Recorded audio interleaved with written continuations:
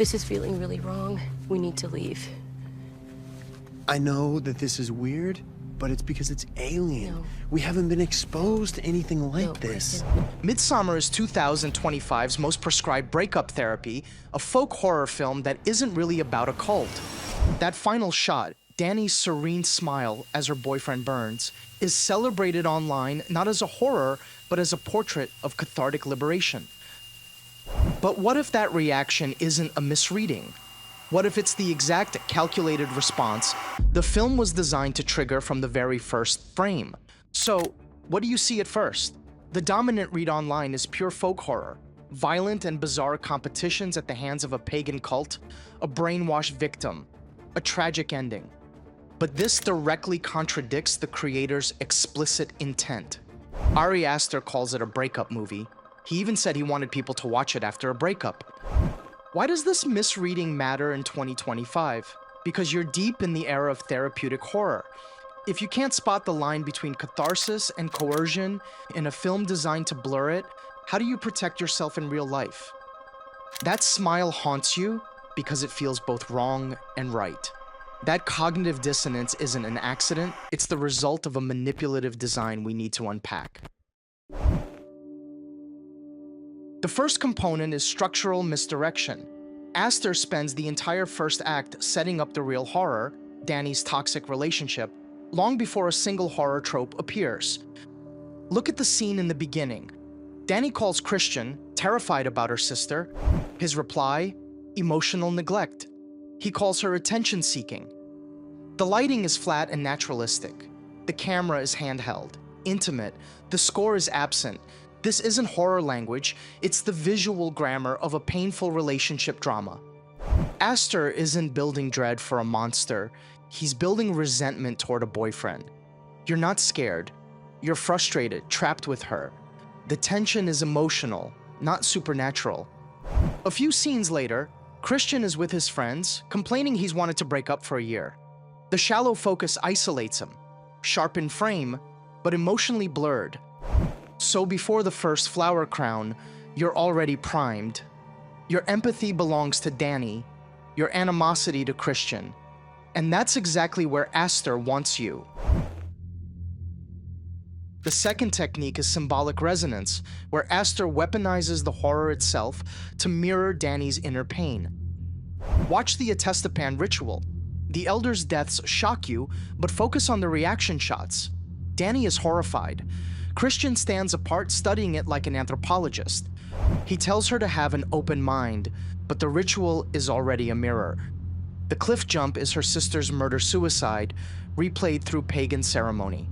Christian's cold detachment repeats the abandonment that defines their relationship.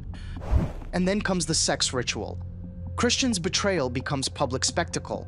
Dani's cries echo through the Horga women as they wail with her, not mocking, but mirroring her pain. For the first time, someone meets her emotions in perfect synchrony. It's monstrous, but it feels validating. Aster's manipulation is complete.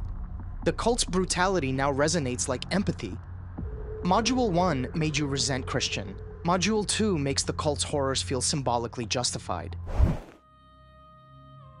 The final layer is cathartic framing, turning destruction into deliverance.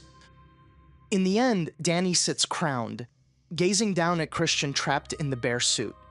The camera doesn't show a sphere from inside, it exalts her, high on her floral throne. He's paralyzed, she's ascended. The power dynamic has flipped completely. What once felt helpless now feels divine. And when the temple burns, slow motion takes over. The choral score swells. Christian's screams vanish. All that remains is Dani's smile, the serenity of emotional release disguised as horror. The sound mix, the pacing, the lighting, they all align to make you feel it's right. You aren't witnessing murder, you're experiencing liberation.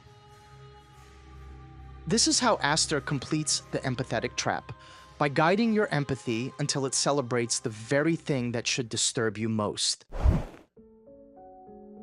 So let's look at the machine. When structural misdirection primes your resentment, when symbolic resonance validates the cult's methods, and cathartic framing delivers the emotional payoff, the system is complete. Remember that first phone call in the opening scene? That was the first domino. Aster wasn't just introducing characters, he was installing an emotional payload. And it worked on you. Even if you know it's horror, you still felt the catharsis. That wasn't coincidence, that was design. The trap was built for your empathy, and it sprung. This exact pattern is playing out beyond the screen. The empathetic trap isn't just a film technique, it's a cultural playbook. Every algorithmic feed does the same thing. It identifies your pain, mirrors it, then hands you a tribe and a target. The wellness to conspiracy pipeline, the parasocial influencer cults, even certain political movements, they all weaponize the same emotional circuitry Aster built his film around. But here's the deeper reason you misread it. Because feeling seen in your pain is profoundly human. When you're isolated, any group that reflects your anguish back at you feels like a lifeline. Our brains are wired to seek meaning, to find patterns that soothe chaos, and that's the exact circuitry the empathetic trap hijacks. It makes mirroring feel like empathy. And the result? We celebrate catharsis while mistaking it for clarity. You are not immune. The same wiring that made you feel Dani's relief makes us all vulnerable. So ask yourself, what pain could make you confuse being understood with being right? And when does righteous catharsis become a different kind of trap? If seeing how the empathetic trap works makes you wonder what else you're missing in your favorite films, join us here at The Prism. I break down one cinematic manipulation like this every week, revealing the hidden patterns directors use to shape your emotions.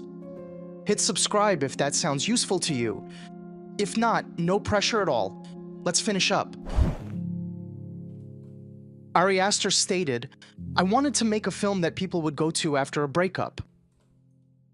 He didn't make a horror film. He engineered a therapeutic catharsis, proving the empathetic trap was his design all along. But here's the irony. Aster created a breakup movie, and audiences saw occult horror. The very genre expectation blindness he leveraged worked so well.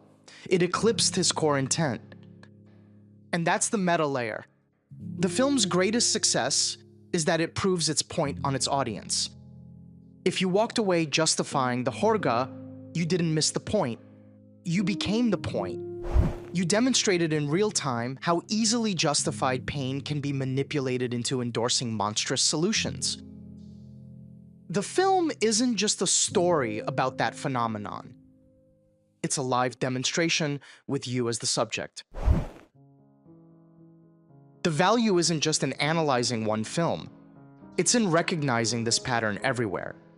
You see it in Fight Club, nihilism dressed up as liberation. In Nightcrawler, moral decay disguised as ambition.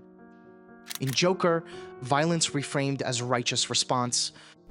Each story validates a deep, relatable pain to make a monstrous path feel inevitable. So here's your takeaway. Whenever you encounter a narrative, film, movement, or message, ask yourself 3 questions. What pain is this speaking to? Is it mirroring my emotions to build trust? And is the solution actually addressing the problem, or just offering a cathartic enemy? Use this lens to separate genuine support from emotional manipulation, because the final question isn't about Dani or Christian. It's about you. What pain are you carrying?